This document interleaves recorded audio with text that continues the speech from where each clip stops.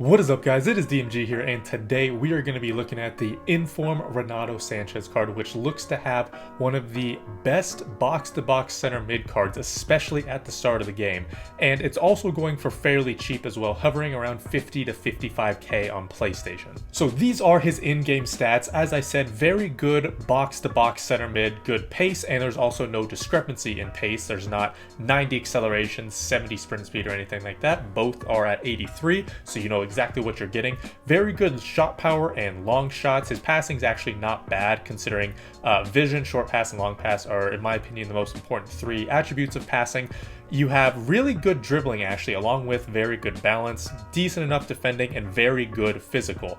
Along with that, you have 4-star, high work rates, and you do have a couple of decent traits, including flair. So these types of cards, in my opinion, are pretty tough to gauge because I'm not sure where I want to play him. On one hand, he has good pace going forward, good long shots and shot power, good passing, and good dribbling, so I do want him to get forward. On the other side, as I just mentioned, he has good pace, good dribbling, good passing, good defending, good physical, so I don't really want to not have him defend either. So again, like, I don't really know where to put him because he can go forward, he can go back, and I'm not sure which one I want him to do more than the other. So what we're going to do is put him in this team, and we're going to have him in a 4-4-2 as the center mid who kind of roams forward a little bit, and then we're also going to use the 4-1-2-1-2 narrow and put him at the right center mid to see kind of where he plays. And again, I'm not exactly sure if he's going to be better going forward or if he's going to be going backward better. I have genuinely no idea, so we have to go into a game and see how he does. Going into the first game, we have a very good overall team, some players on the right hand side from League One, and then we also have some overpowered La Liga players, especially with that Llorente card. So I am going to start in a 4-1-2-1-2 narrow. I haven't really used it a whole lot this FIFA, but considering it has two strikers and a cam, I do expect it to be halfway decent. But again, our main goal is to see where that Renato Sanches plays. Okay, Muriel, see Renato. What can you do? Oh, good run in the middle by Muriel, actually. So already very good assist. I mean, again, just the fact that he didn't drift anywhere, he's just sitting forward, just kind of waiting for someone to make a run, which Muriel did. So good job there. But again, with his balance and very good dribbling, very underrated dribbling actually, he was able to just hold on to the ball and just kind of make a quick pass. Oh, Renato, great tackle, great tackle. Renato Sanches. See, he has that great burst of speed. Oh, finds oh, that's a great pass. That is a great pass. Good run by I was about to say Martins. Yo, it's that dribbling, man. He's deceptively quick. With that balance boost that he has, he feels a lot quicker than 85 or 83 pace, right? He's not even in the 90s. He's not close to the 90s. He feels extremely good on the ball. This might be one of the better center mid cards. Gelson. Oh. Okay, that's a shit. That is such a shit goal. Renato, can you hit him up? Oof, that was not a good over-the-top pass. He has a +8 on his long passes, so I'm not sure exactly why he couldn't hit him up there. So we're up 3-0 at halftime. Obviously, that last goal was a little bit BS, but then we obviously just missed that wide-open shot with Martins at the end. But so far, Renato has 2 assists from that center mid spot. He's been doing extremely well, very good on the ball, as I mentioned, deceptively fast. He seems a lot faster than 83 pace, mainly because of that balance that he has, and the fact that on the ball he has good dribbling, so he can move a lot faster as well. Oh. No words, no words. Let's go. Let's go. Renato playing that nice 1-2. Oh my god. If AI blocks were not the most overpowered thing in this game, dude. Oh my goodness. Oh my goodness. Dude, I'm telling you, the 1-2s and the pace of Renato Sanches, he just bursts forward. His passing is so underrated.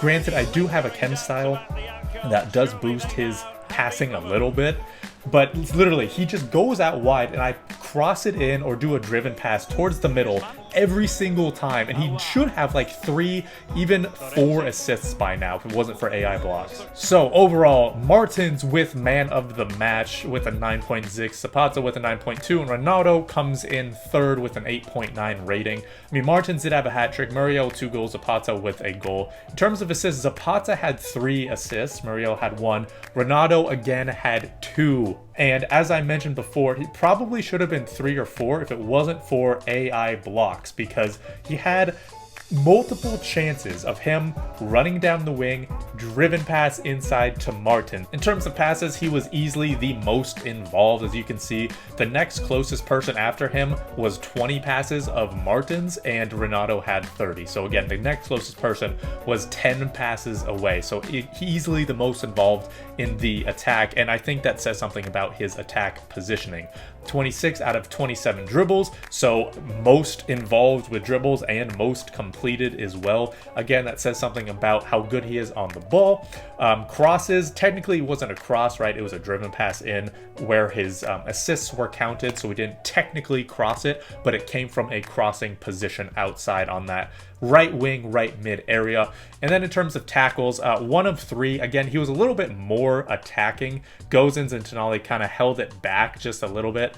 So, you know, Tonali 6 of 7, Gozens 4 of 4. It makes sense why they had the most tackles in the midfield. All right, going into next game, he has a Hector Bellerin at center back. Please tell me he's not actually going to keep him there. So we're going to be going with the 4-1-2-1-2 again this time. See if Renato can recreate what he did in the last game.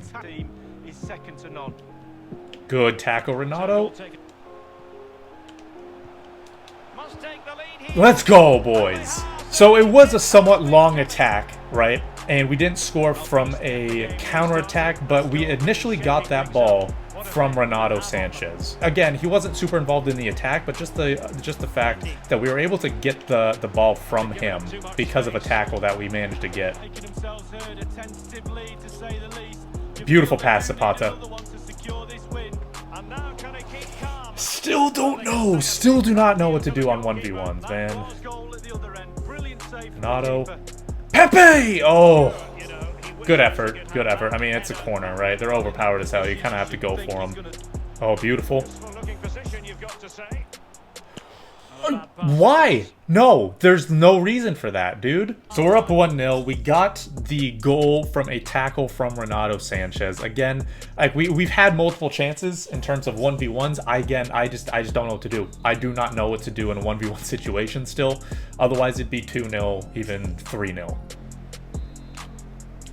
Not a corner goal. It just ran me out of the way. It ran me out of the way. I was not holding that button. It literally just ran me out of the way. Fix corners. Are you kidding me? He didn't do anything.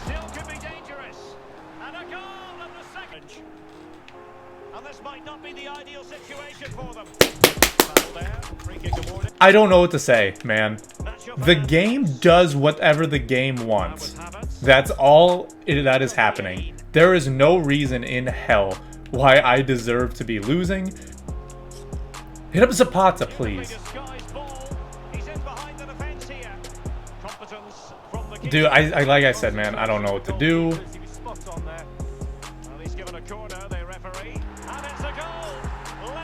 That works.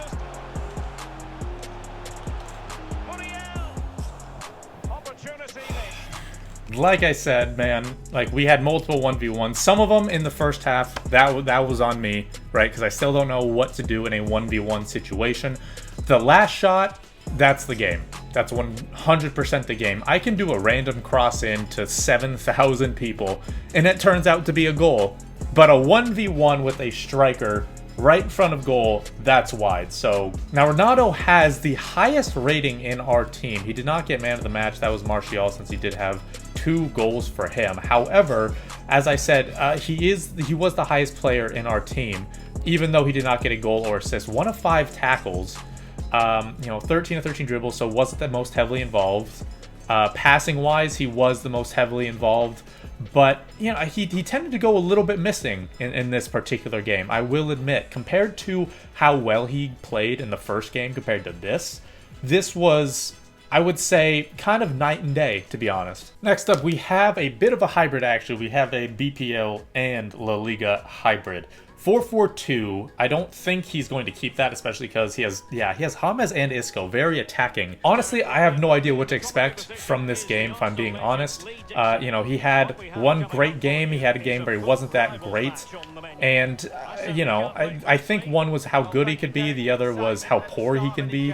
So we'll see if, you know, which one he might be more often than not. There we go. It's better build up. We just can't really make that final breakthrough, it seems like. Renato Sanches with it now. Renato! Oof! That is much better. That is much better. That's actually the first time we've actually been able to get a shot off with him. So it's good to see that his shooting is as good as I thought it would be. Things, no one does them. Make a tackle, nothing happens. Make another tackle, nothing happens. Make another tackle, barely. What do you want me to do, game? Tied 1-1 at half when it absolutely should not be, and it was pretty much one of the most BS goals I've ever conceded. Dumb goal. And I could not care less because it's absolutely deserved. Renato Sanches with it now. And the keeper getting across. Renato with man of the match gets a goal, does not get the assist. Zapata actually had 2 assists. Renato 0 of 1 tackles. We did not put him in a more defensive area, and I do regret that a little bit, just because he was pushing forward a little bit on both formations that we had him in, both the 4-4-2 and the 4-1-2-1-2 narrow. So overall, through 3 games, I know it says we played 4 games, but we actually played 3, mainly because in the second game, I believe that I actually played, it was lagging, so I just quit out of it. So we actually played 3 games. We had 1 goal, 2 assists. He did do pretty well, I would say. There were situations where I wanted him to be a little bit more central and more involved. However, you know, because he was right center mid in the 4-1-2-1-2 narrow, it's almost as if he was a right mid. In the 4-4-2, yes, he would go forward a little bit more, but it was, you know, maybe a little bit too far forward, essentially. So what I would personally see or want from him is a central center mid formation. Like if he was going to be playing in a 4-3-3 variation 3, where there's the 2 defensive mids and the center mid, if he's that center mid, I think he would do absolutely fantastic. There were times where he would make some good tackles. However, because he is 5'9", there were a couple of times where he was not able to make as many tackles as I would hope.